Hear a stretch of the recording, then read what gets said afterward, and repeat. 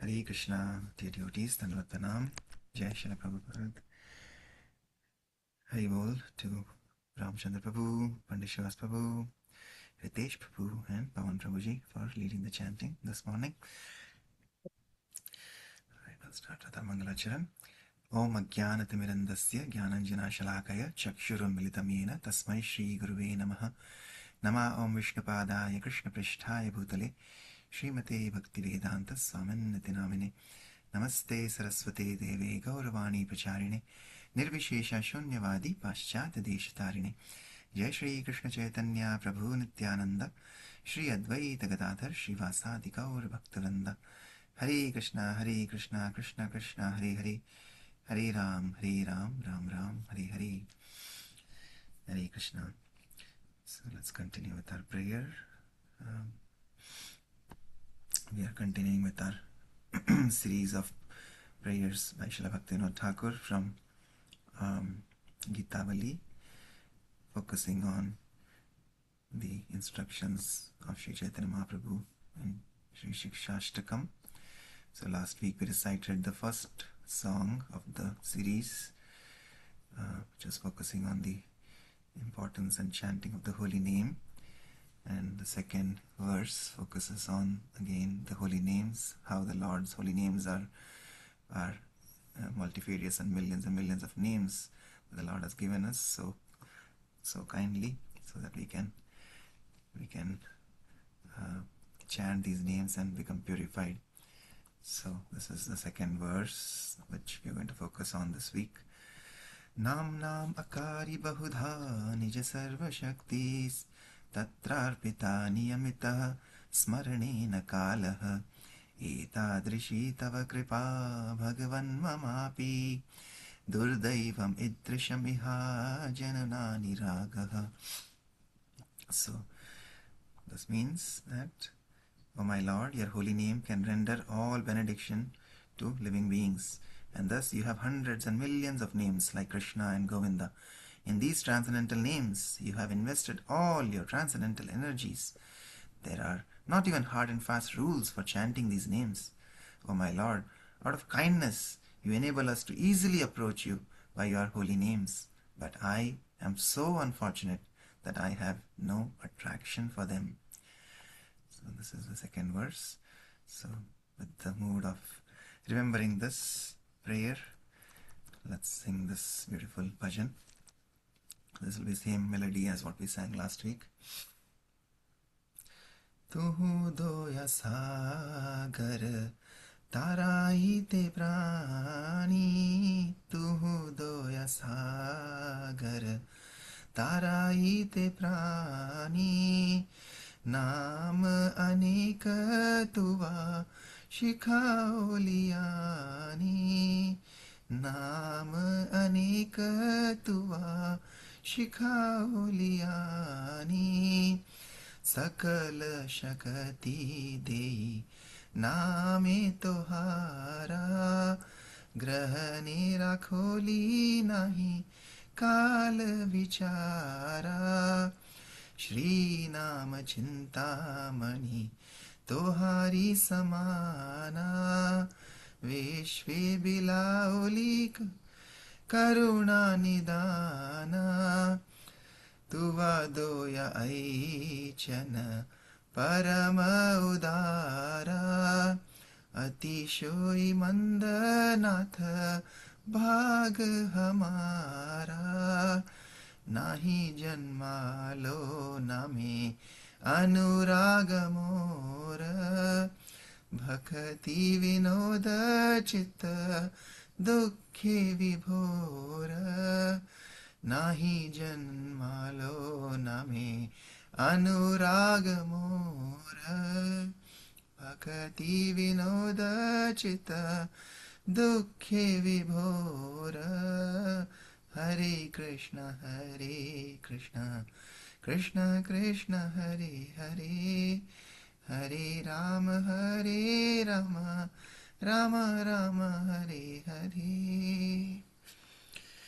श्री भक्तिविनोद ठाकुर की जय, श्री गीतावली की जय, श्री शिक्षाष्टकम की जय, जगत गुरु श्री प्रभुपाद की जय. Okay, anybody would like to read the translation? Prabhuji Dharman Pranam. Can I read today, please? Dhanvat. Yes, Ritesh Prabhu, please go ahead. Hare Krishna. O Lord, you are an ocean of mercy.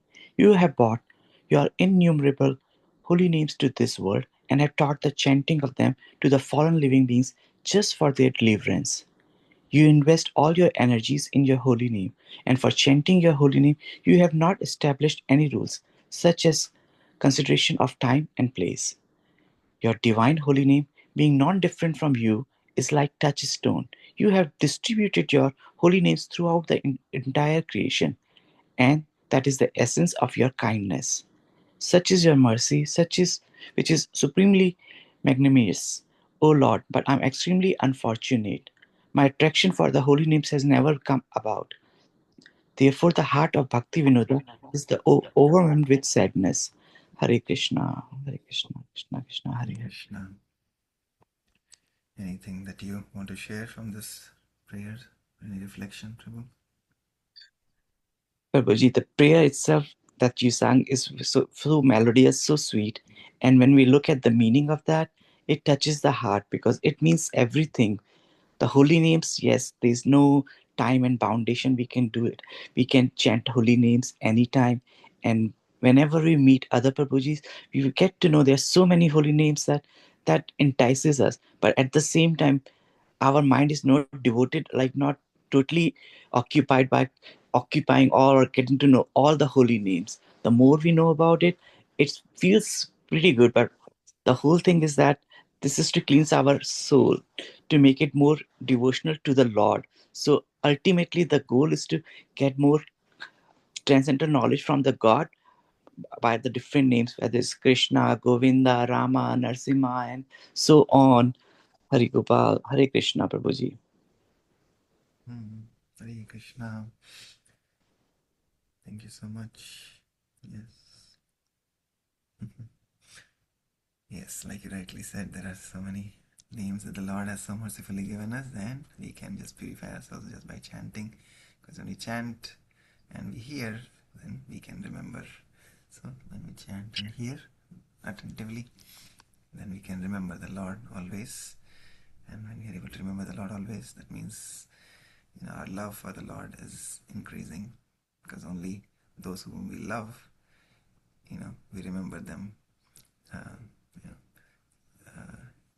in a favorable manner, right? Otherwise, we also sometimes we can also remember enemies also all the time, right? If we have a lot of jealousy and envy, but that is not favorable, like how the demons were remembering the Lord. So, that also has benefit because you're remembering the Lord, like Kamsa was remembering, Ravana was remembering, but unfavorably. So, but devotees always remember the Lord with love and devotion.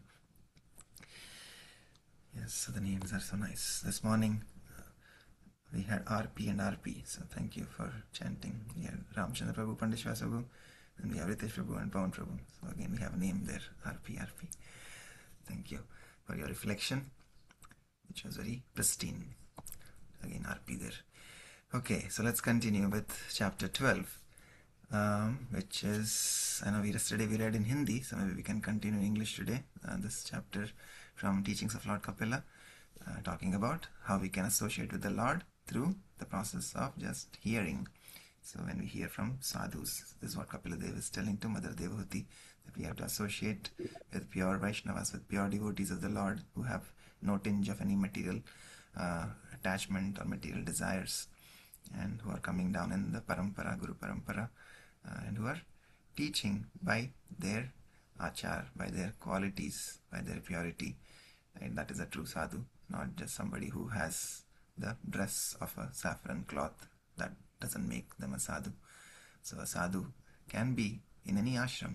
He can be a brahmachari, he can be a grihastha, they can be a vanaprastha, they can be sannyasi. Doesn't matter the ashram, as long as they are following the principles as prescribed by the acharyas, as prescribed by the scriptures, by the shastras, and by Guru Sadhu Shastra. Okay, so let's continue. So we'll continue from here. So Lord Krishna says in the Bhagavad Gita 7.16 that spiritual life begins when one is pious. Chaturvidha bhajante mam jana sukritino arjuna. Artho jigyasur jnani cha bharatarshabha. O best among the Bharatas, Arjuna, four kinds of men render devotional service unto me: the distressed, the desirer of wealth, the inquisitive, and he who is searching for knowledge of the Absolute. If we actually want to become pious and develop our devotional life, we have to associate unflinchingly with the sadhu. Then we can acquire some taste for Krishna. When we discuss Krishna with a sadhu, the discussion becomes very pleasing and we develop some taste, which is called rasa or mellow. Rasa is the enjoyment we derive from drinking something very nice when we are thirsty. Krishna has instructed us to think of him when drinking water. This is not very difficult. Krishna also tells us to think of him when we see sunlight in the morning. Why do we say, "Can you show me God?" God is showing us himself. Why do we close our eyes to try to see him? He says, "I am this and I am that." It is not that suddenly we can expect to see God, but we can become qualified to see God through the association of a sadhu. Presently, many people are interested in receiving degrees from big universities, but education without God consciousness is simply an expansion of Maya's influence. Because knowledge is taken away by illusion, the universities are simply presenting impediments on the path of God consciousness. The living entity is already illusion when he comes into the material world, and so-called advanced education has forgotten that he is trying to become happy in this temporary material world. The living entity has forgotten that he is the eternal servant of Krishna. Even if one becomes happy in this temporary life, his happiness is an illusion because no one is allowed to stay and enjoy his happiness. These points have to be understood in the association of devotees. A devotee knows everything because he has seen the Supreme Absolute Truth, Sri Krishna. What is the goal of Vedanta Darshan? Veda means knowledge and Anta means ultimate. What is that ultimate knowledge? In Bhagavad Gita 15.15, Sri Krishna says, Vedaischa sarvairaham eva vedyo Vedanta krit vedavid eva chaham. By all the Vedas, I am to be known. Indeed, I am the compiler of Vedanta and I am the knower of the Vedas. If we listen to Krishna and understand what and who he is, we can actually understand Vedanta. If we do not understand Krishna but advertise ourselves as Vedantists, we are just being illusioned. Without understanding Krishna, one is actually a moodha, a fool. People do not know it, but actually anyone in the material world is more or less a moodha. We are all moodhas, for unless we are moodhas, we do not come into the material world. From Brahma down to the smallest ant, we are all moodhas of different degrees. In order to become really learned, we have to associate with devotees. Then we can actually relish Krishna Katha. When discussed among devotees, Krishna Katha is pleasing to the heart and the ear. This requires little training, and this training is given by the devotees. We should follow the devotees in their practical daily life, in their routine work and behavior. Cultivation means practice, and the great acharyas have given a routine we can cultivate. For instance, the Nectar of Devotion by Sri Rupa Goswami deals with the cultivation of devotional service, and this book, which we have translated, has been very well received in European and American universities.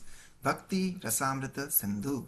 The Nectar of Devotion is the actual science of Bhakti. Bhakti is not a sentiment, it is a great science, and we have to learn it scientifically. It is not that we have to wait for another life to cultivate devotional service. We can read the Nectar of Devotion, live with the devotees, rise early in the morning to attend Mangala Aarti, study Vedic literature, take prasad, and preach Krishna consciousness. Maya is very strong, and to begin devotional service is to declare war against Maya. Some of the devotees in this Krishna consciousness movement may fall down, but whatever is done sincerely is to their permanent credit. This is confirmed in the Bhagavad Gita. If one renders a little devotional service, he does not fall down into the lower species, but again attains a human form. There are 8.4 million species, but the fallen devotee is guaranteed a human life. If one becomes Krishna conscious, he is assured of a good birth in the next life. However, if one completes his Krishna consciousness in this life, he will not take birth again, but will go to Sri Krishna. This is what is actually wanted. Why take the chance of being born into a rich family or a Brahmana family?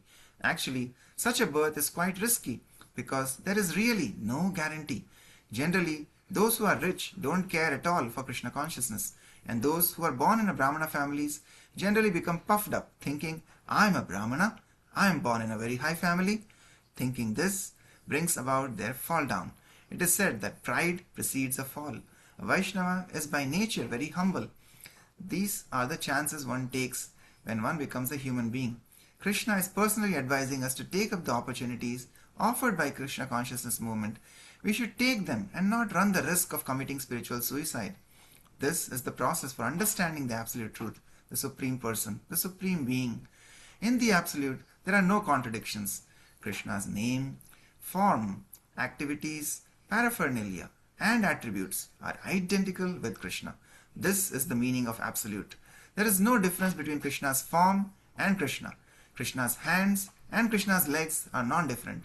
In the material world, there is a difference between our left hand and our right hand, between the nose and the ear. But these dualities do not exist in Krishna. This is the meaning of absolute, as stated in the Brahma Samhita 5.32. Angani yasya sakalendriya vrittimanti pashyanti panti kalayanti chiram jaganti ananda chenmaya sadujjvala vigrahasya govindamadi purusham tamaham bhajami. I worship Govinda, the primeval Lord, whose transcendental form is full of bliss, truth, and substantiality, and is thus full of most dazzling splendor. Each of the limbs of that transcendental figure possesses in himself the full-fledged functions of all the organs, and eternally sees, maintains, and manifests the infinite universes, both spiritual and mundane. The different parts of our bodies serve different purposes, but any limb of Krishna's body can serve any purpose. Krishna can eat through his eyes, or Krishna can go somewhere simply by thinking. The Absolute is Advaita. There is no duality in the Absolute. Everything is one. Our material disease lies in wanting to satisfy our senses. We have stated before that advancement of civilization means advancement of sense gratification, but bhakti means just the opposite. As long as we are interested in sense gratification, there is no question of bhakti. We have to reduce our tendency for sense gratification and increase our devotional activities. We have also stated that material bondage means accepting one body and creating another. Krishna, through nature, will give us full facility to enjoy our senses. Presently in the Western countries, it has become fashionable to run around naked. Therefore, nature will give these people an opportunity to stand naked like trees for many years. Why are we receiving different bodies? Because we have different tendencies for sense gratification. We actually have to come to detest sense gratification before our spiritual life begins. This is made possible through bhakti. Although Krishna is beyond our vision, he has agreed to be seen by us through the Archa Vigraha, the deity. We should not think that the deity is made of stone. Even if it is stone, we should think that Krishna has made himself visible before us like a stone, because we cannot see beyond stone. That is Krishna's mercy. Because our eyes and other senses are imperfect, we cannot see Krishna present everywhere in his original spiritual form. Because we are imperfect, we see the difference between things spiritual and material. But Krishna, being absolute, knows no such distinctions.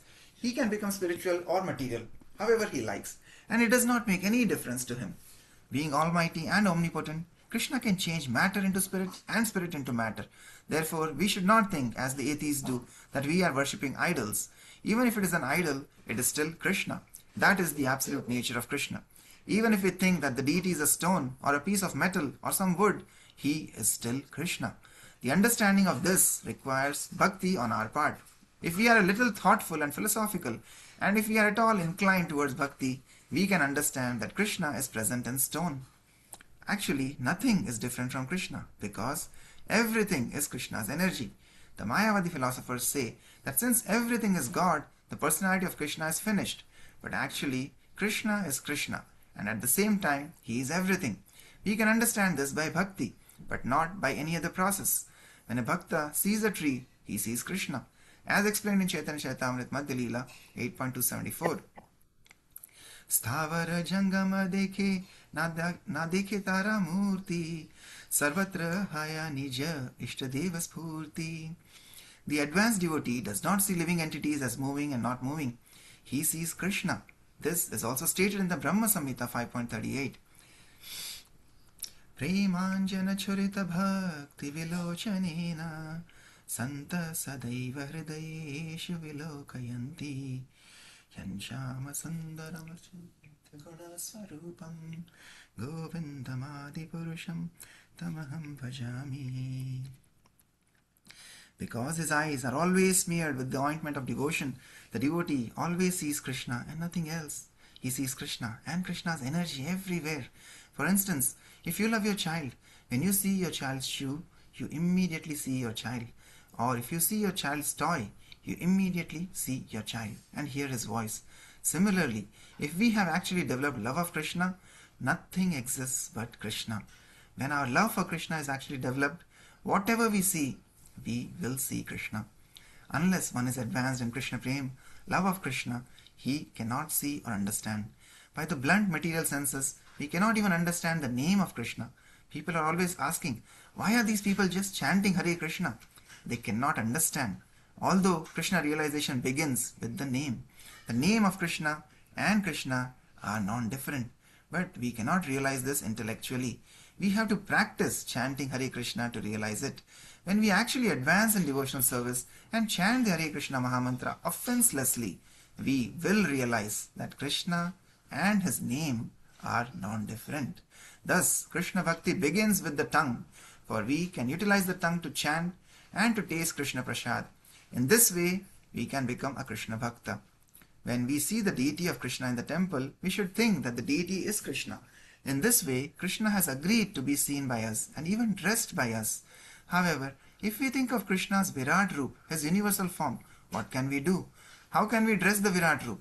His many heads cover the sky, and we cannot even conceive of him. Krishna can become bigger than the biggest and smaller than the smallest. Therefore, this verse states, Bhaktya Puman Jata Viraga Aindriyat. The more we serve Krishna, give him things to eat, and dress him nicely, the less we become interested in our own bodies. In the material world, everyone is very busy dressing himself very nicely in order to be sexually attractive. But if we try to dress Krishna nicely, we will forget our own material dress.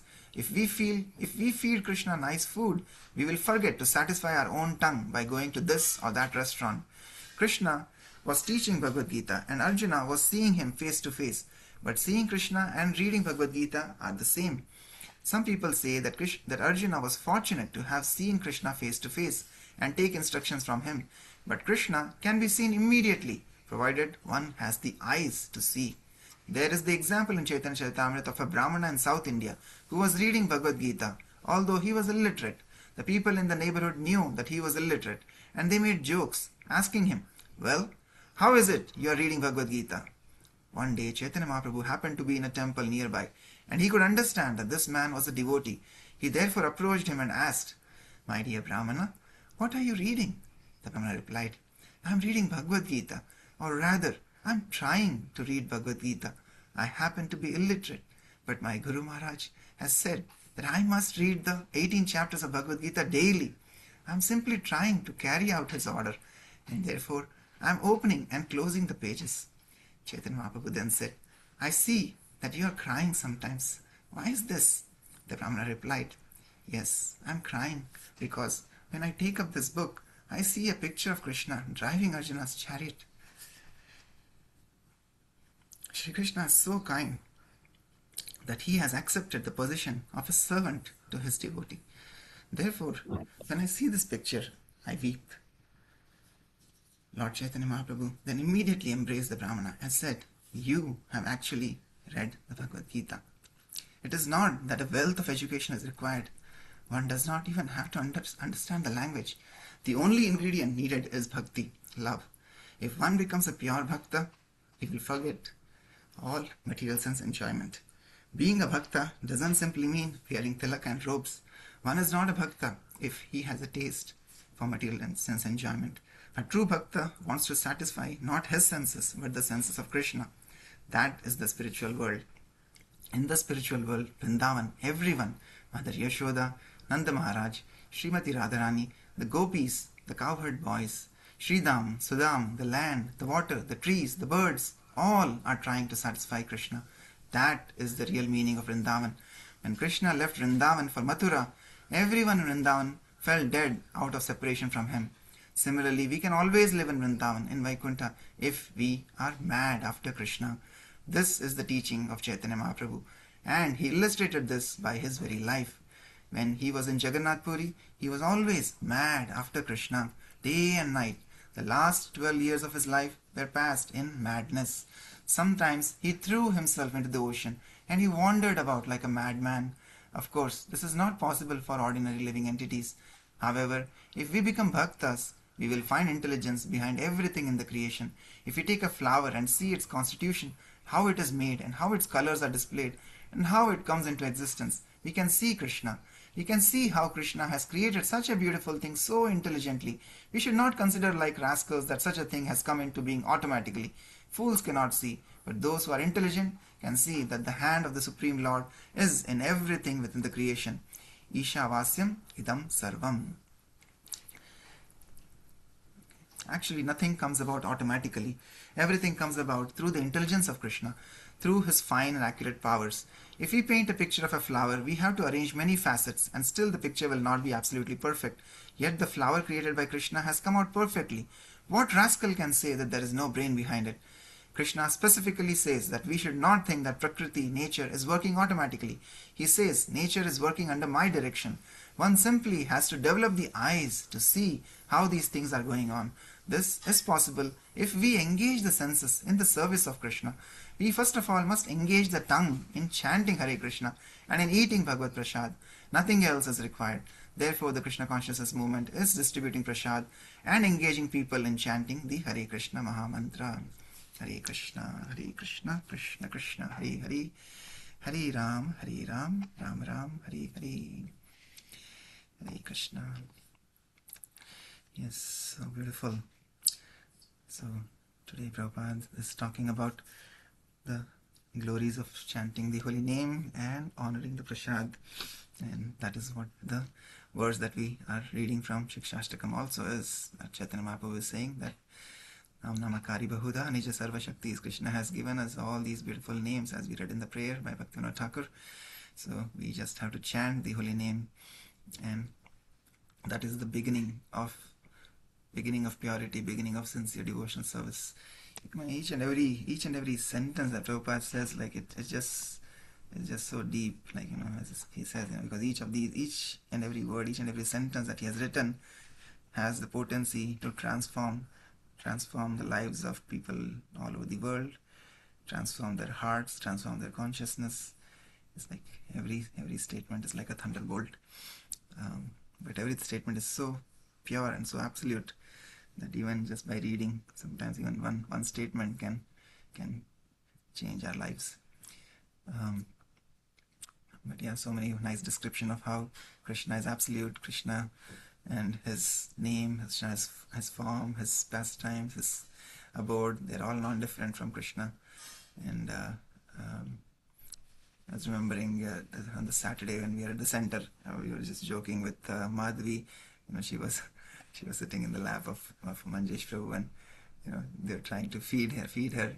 She would just look at everything nicely, but then she will not eat, even though they were trying to give her. Saying, that's what Prabhupada is saying here, that Krishna, he can eat. So like that Madhvi was actually trying to eat everything through her eyes. She was just looking so childishly and so innocently at the grape, for example, that we were giving her, and the small morsel of food, and it was almost like she was just by looking at it, she was eating it. So like that, Krishna is so wonderful that yes, when we offer bhoga with love and devotion, then he accepts it. Once in one katha I was hearing that how one time Maharaj in Vrindavan, he asked one of his disciples to bring him some prasad. But he told him, make sure the prasad, the bhoga is nicely offered to Krishna in one of the temples in Vrindavan. And so this disciple was a young boy. He went and he offered, and then he brought the prasad back to the Guru Maharaj, and then this this Vaishnav Maharaj was telling, he as soon as he tasted the prasad, the food that the disciple brought, immediately he said, "Did you offer it to the Lord as I told you?" He says, yes, Guruji, I offered it to the Lord." "Are you sure he offered?" He said, "Or did you just put tulsi and brought it?" Then, because he just offered, then he had tulsi on the offering. So then after multiple persistent questions, then he finally relented. He said, yes, Guruji, I know, Guru Maharaj, I didn't actually get a chance to offer to the Lord, because there was so much of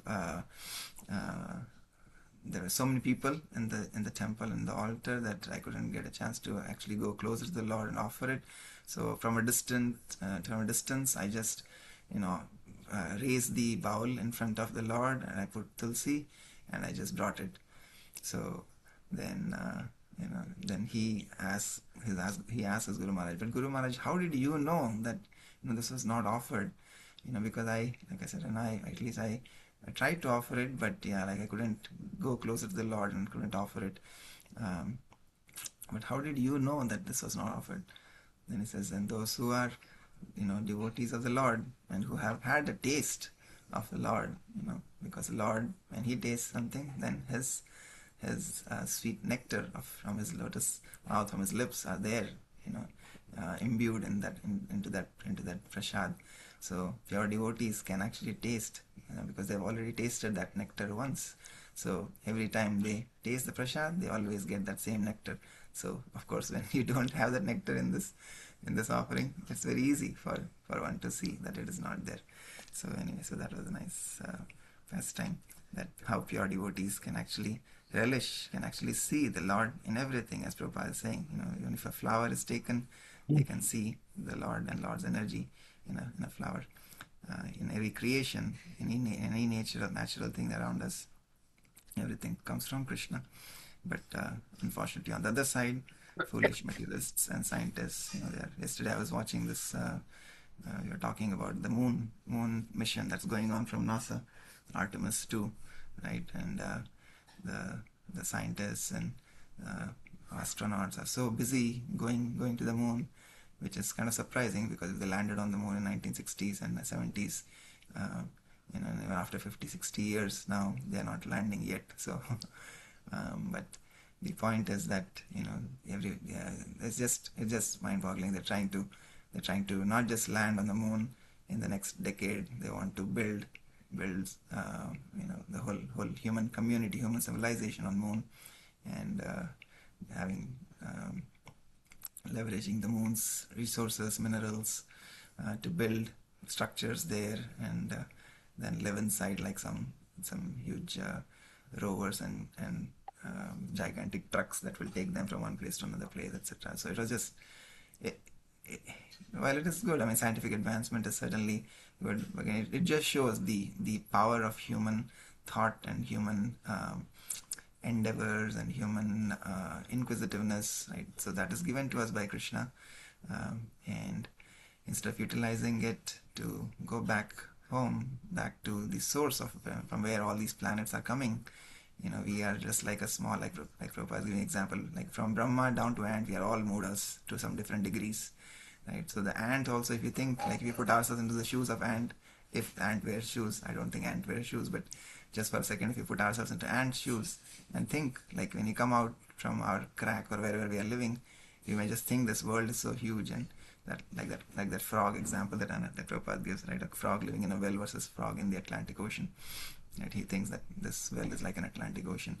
So like that, we may think that like an ant or like a frog, oh, this, today I'm here, tomorrow I can go there, and day after tomorrow I can go there, right? But we forget that this unlimited cosmic manifestation is coming directly from the Lord, and the source. Our goal should be to go back to the source, rather than just jumping around like a frog, or like an ant roaming around from one place to another place. But yeah, everything we can just speak for, this all, like I said, Prabhupada's Vani is not different from Srila Prabhupada, and just by reading these beautiful purports by Srila Prabhupada, it gives us so much deeper satisfaction and strength to march on this path. Okay, anybody else would like to say, share anything, any thoughts, reflections?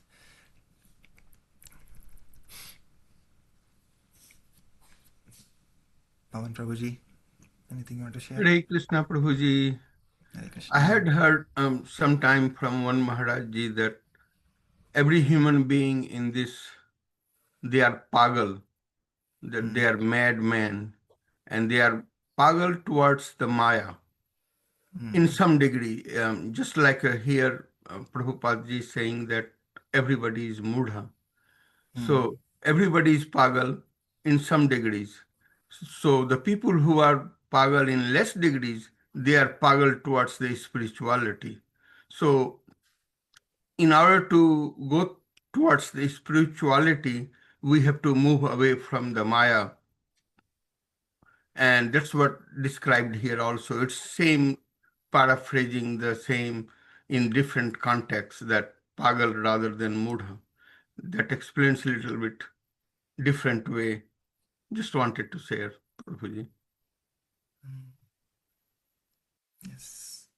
पागल बनना है तो भगवान के प्रति पागल बनना है, as Chaitanya Mahaprabhu was teaching, like, and yes, so mad after Krishna, mad after love for Krishna versus mad after Maya. Thank you, Prabhuji. Hare Krishna. Hare Krishna. Okay, any other thoughts, comments? Okay, hopefully we can continue as Prabhupada is teaching us to remember the Lord by seeing. So hopefully we are all doing that through the taste of water, as Prabhupada reminded again today. We can see Krishna through taste of water, through the light of sun and moon. So when us, we can see the moon from here and we can be happy and we can see Krishna. We don't even have to go to moon like what NASA and all the astronauts from across the countries are trying to do.